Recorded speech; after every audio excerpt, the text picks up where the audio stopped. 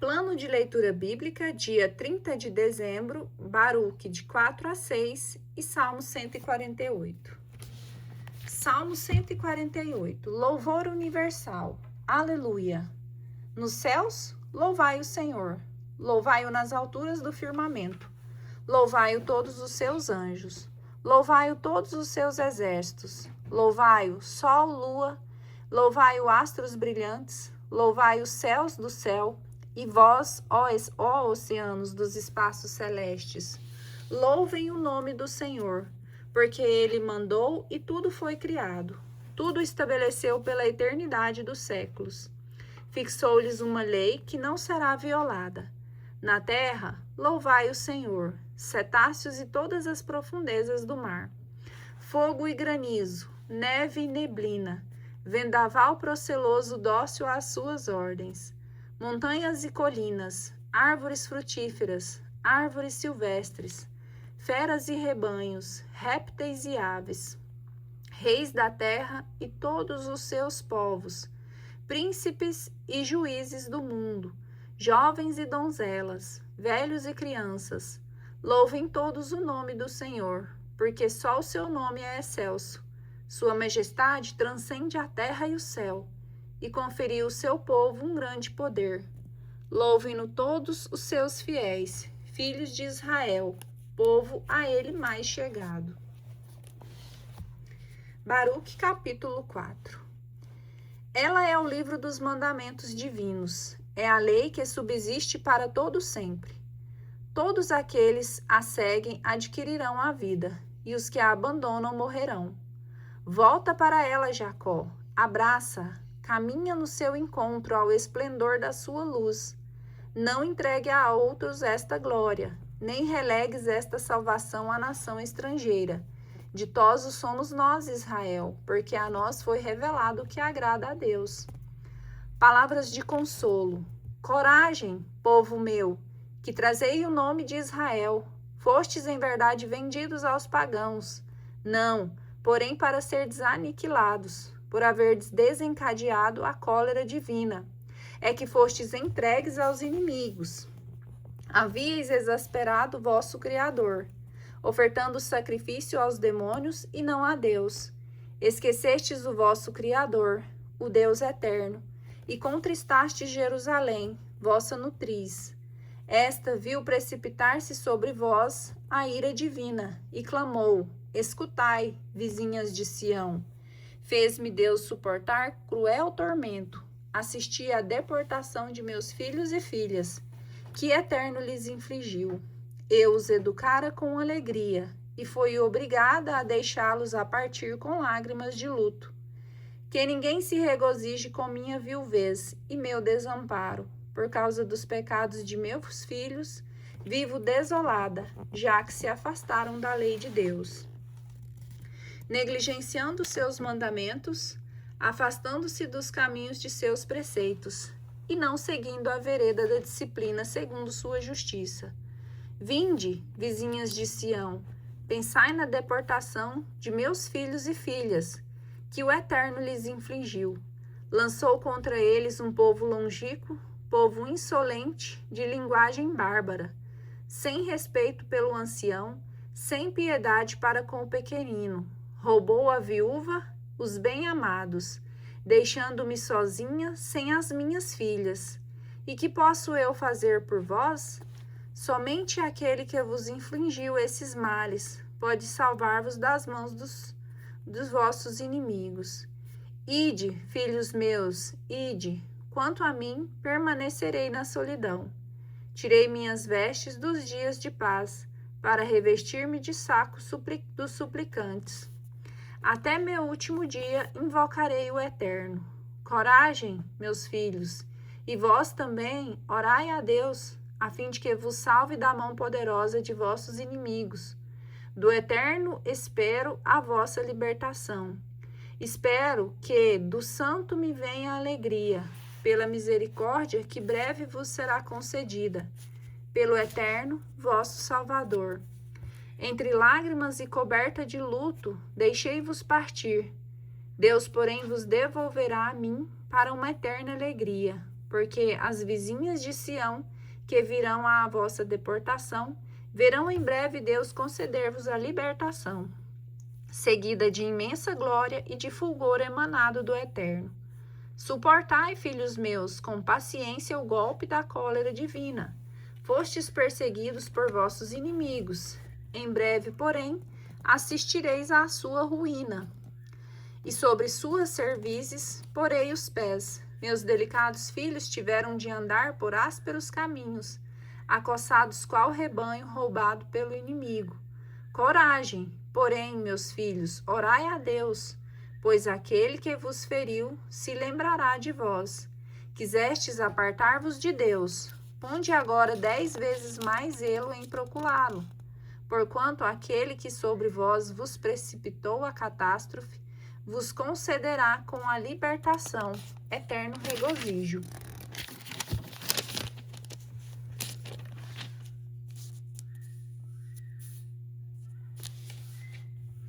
Coragem, Jerusalém, aquele que te deu o nome te consolará.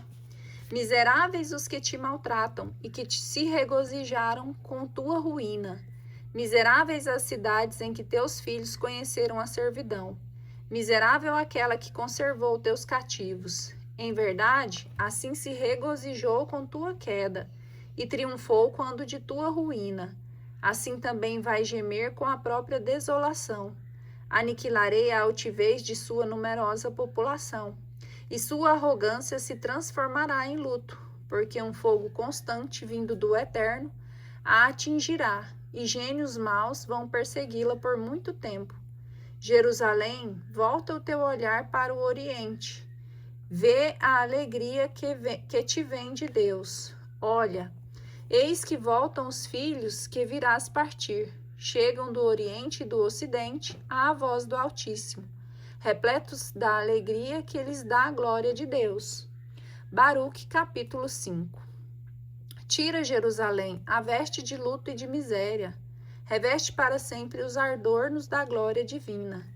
Cobre-te com o manto da justiça que vem de Deus, e coloca sobre a cabeça o diadema da glória do Eterno. Deus vai mostrar a terra e sob todos os céus teu esplendor. Eis o nome que te é dado por Deus para todo sempre. Paz da justiça e esplendor do temor de Deus.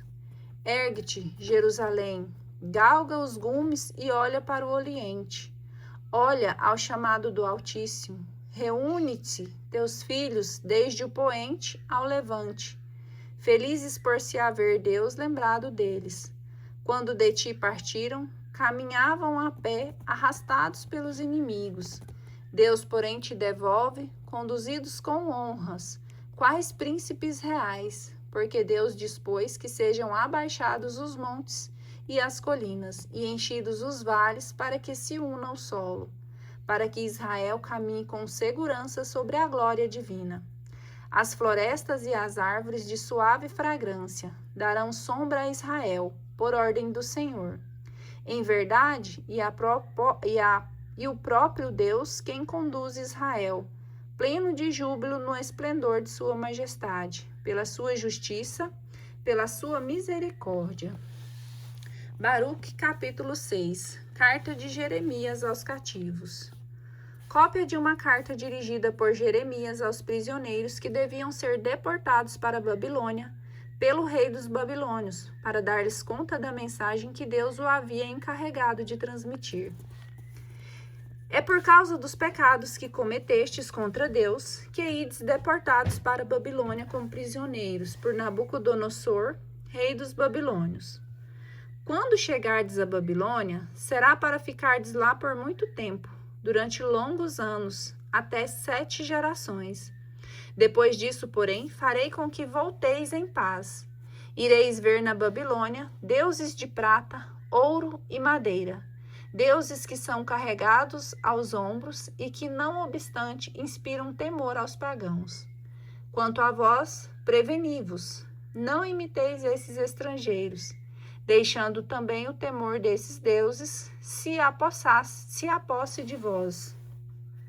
Quando virdes a multidão comprimir-se em torno deles para adorá-los, dizei no silêncio de vossos corações: É somente a vós, Senhor, que devemos adorar, porque meu anjo estará ao vosso lado, e poderia vingar-se na vossa vida. A língua desses deuses é polida por um artista, mas apesar de dourados e prateados, são falsos e incapazes de falar, como se fora para uma donzela apaixonada por enfeites. Eles pegam ouro e se confeccionam coroas para serem colocadas na cabeça de suas divindades. Acontece até que os sacerdotes roubam o ouro e a prata para utilizá-los em proveito próprio, ou para presentear prostitutas que mantêm em suas casas. Eles ataviam com lindas vestes como se fossem homens, esses deuses de prata, de ouro ou madeira, enquanto estes nem mesmo são capazes de defender-se contra a ferrugem e os vermes. Vestem-nos de púrpura, precisam, porém, tirar-lhes o rosto a poeira que neles se acumula. Possui o Deus um cetro como se fora governador de província, mas é incapaz de condenar à morte aqueles que contra ele se rebelam. Ostenta na mão o machado e a espada, mas nem pode garantir-se contra um inimigo ou um ladrão. E disto se pode concluir que não são deuses. Não tendes por que temê-los. Quando a ferramenta de um homem se quebra, perde a utilidade. Assim também acontece com seus deuses. Se os colocardes em um templo, enchem-se seus olhos da poeira erguida pelos pés dos visitantes. Quando um homem ofende o rei, fecham-se atrás dele as portas da prisão, porque vai ser conduzido à morte. Assim, os sacerdotes defendem os templos por meio de portas munidas de fechaduras e ferrolhos, a fim de impedir que ladrões venham roubar os deuses, e acendem mais luzes do que eles mesmos precisam, enquanto que os deuses não podem vê-las, porque são apenas quais vigas de seu templo, cujo coração está também corroído, e eles nem se apercebem dos vermes que fervilham no solo e que vêm devorá-los, assim como suas vestes. Escurece-lhes os rostos a fumaça que se desprende do templo. Morcegos, andorinhas e outras aves esvoaçam em torno de seus corpos, e gatos saltam sobre eles. De tudo isso, podeis concluir que não são deuses e que nenhum respeito lhe deveis. O ouro que os reveste serve sem dúvida para embelezá-los, mas se não se polir o ouro, não brilham e nem sentiram quando foram fundidos. Foram comprados por preço exorbitante, quando neles sequer um sopro de vida existe. Não possuindo pés, devem ser carregados aos ombros, revelando assim a todos a sua ignomínia. Bem mais, porém, seus servos deveriam envergonhar-se, pois se algum deus vier a cair por terra, não poderá por si mesmo levantar-se. Virá alguém a repô-lo de pé, pois que é incapaz de qualquer movimento. E se colocarem obliquamente, não poderá erguer-se. São como cadáveres ante suas oferendas que eles trazem. Os sacerdotes, porém, vendem essas ofertas em proveito próprio, e suas mulheres as preparam sem nada a repartir com os pobres e os infelizes. As mulheres em seu estado de impureza e que deram à luz, tocam nesses sacrifícios. Portanto, bem podeis reconhecer que não são deuses. Não tenhais, pois, para com eles respeito algum. Como poderiam eles ser chamados deuses? Pois há mulheres que tomam parte no culto desses ídolos de prata, de ouro e de madeira, e nos seus templos os sacerdotes assentam-se com as vestes rasgadas, descoberta a cabeça, cabelos e barbas raspados. Gritam e clamam ante seus ídolos, como se fora no festim de um morto. E roubam-lhes as vestimentas, e com elas presenteiam suas mulheres e filhos. São incapazes de retribuir, quer se lhes faça um bem ou um mal. Nem mesmo poderiam aclamar um rei ou destroná-lo. Nem podem dar ricos presentes, nem a mais vil moeda. Se alguém não cumprir os votos que ele fez, nem podem protestar. Tampouco lhes é dado proteger alguém da morte, como arrancar o fraco das mãos do mais forte. Não possuem o poder de dar vista ao cego, nem de salvar alguém da miséria. Não se compadecem da viúva e nenhum bem fazem ao órfão. Quais pedras da montanha são esses ídolos de madeira dourada ou prateada? E seus servos deveriam envergonhar-se deles. Como, pois, crer em tais deuses e assim chamá-los? Os próprios caldeus os afrontam. Quando se lhes apresentam um mudo, levam-no a Bel, suplicando-lhe que ele dê voz ao mudo, como se o Deus pudesse ouvir alguma coisa.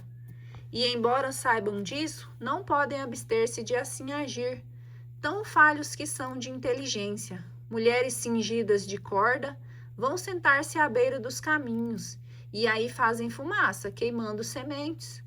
Quando uma delas é levada por um transeunte e com ele dorme, zomba da vizinha por não haver recebido semelhante honra e não ter sido rompida a sua corda. É apenas mentira tudo quanto se faz perante eles. Como se poderá então acreditar e proclamar que sejam deuses? Foram confeccionados por artífices e ourives, e não poderiam ser diferentes do que o quiseram seus artífices. E se estes não atingem idade avançada, como poderia ser diferente a obra de suas mãos? Assim só deixam a seus descendentes engano e vergonha. Sobrevenham guerras ou calamidades, eis os sacerdotes a entrarem em conciliábulos a fim de saber aonde deverão ir ocultar-se com seus ídolos.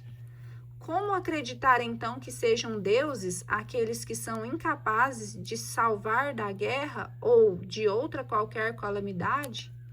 Mais tarde se saberá que os ídolos de madeira dourada ou prateada são apenas engano, e aos olhos de todos os povos e de todos os reis se tornará evidente que não são deuses, mas obras de mãos humanas, já que nada se encontra de divino neles. Como, pois, poderá deixar de se tornar evidente que não são deuses? Eles não podem entronizar um rei em um país, nem dar chuva aos homens, nem sequer podem ainda julgar suas contendas, nem protegê-los contra os males que lhes advenham, pois de nenhum poder dispõem, assemelhando-se a gralhas que esvoaçam entre o céu e a terra. Se o fogo atinge o templo desses ídolos de maneira dourada ou prateada, seus sacerdotes procuram salvar-se, pondo-se ao abrigo, enquanto seus deuses são consumidos quais vigas no incêndio, e não poderiam resistir nem a um rei, nem aos inimigos. Como admitir então, ou mesmo supor que possam ser tidos por deuses? Esses deuses de madeira prateada e dourada nem mesmo podem defender-se contra os ladrões. Mais fortes que eles, arrebatam-lhes o ouro e a prata, e até as vestes de que foram cobertos, e se retiram sem que os deuses tenham podido defender-se a si mesmos. Assim, melhor que a dos falsos deuses é a condição de um rei, que pode lançar mão de seu poder, ou a de um utensílio doméstico, do qual o dono pode servir-se, ou mesmo a da porta de uma casa, que protege o que dentro dela se encontra, ou ainda a da coluna de madeira no palácio real. O sol, a lua e as estrelas que brilham e se destinam à utilidade dos homens obedecem de boa mente. Assim também, o relâmpago tão belo ao faiscar, o vento que sopra sobre a terra e as nuvens que recebem de Deus a ordem de percorrer toda a terra executam a missão que lhes foi imposta. Quando o fogo é enviado do céu para consumir as florestas da montanha, cumpriu-lhe o que foi ordenado. Nem a beleza nem o poder dos ídolos podem igualar-se a essas maravilhas. Eis porque não há motivo para crer, nem proclamar que sejam deuses, já que não lhes é dado praticar a justiça junto aos homens, nem lhes outorgar o bem. Se admitis que não são deuses, não tenhais dele receio algum.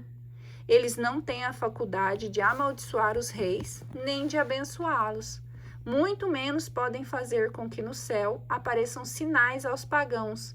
Não brilham como o sol, nem alumiam como a lua. Valem mais que ele os animais, pois, ao menos pela fuga, têm a faculdade de procurar a segurança de um abrigo. De maneira alguma, pois se nos convence que eles sejam deuses. Por conseguinte, não os temais. Assim como um espantalho em campo de pepinos, esses deuses de madeira dourada ou prateada de nada preservam. Moita de espinhos em um jardim, na qual vêm os pássaros pousar. Cadáver lançado em lugar tenebroso. Eis o que são esses deuses de madeira dourada e prateada. Enfim, pela púrpura e pelo escarlate, que sobre eles se desgasta, pode-se reconhecer que não são deuses. Acabarão por ser devorados e se tornarão desonra para a sua nação. Melhor é, portanto, a condição de um homem honesto, que não tem ídolos, pois assim estará sempre isento de confusão.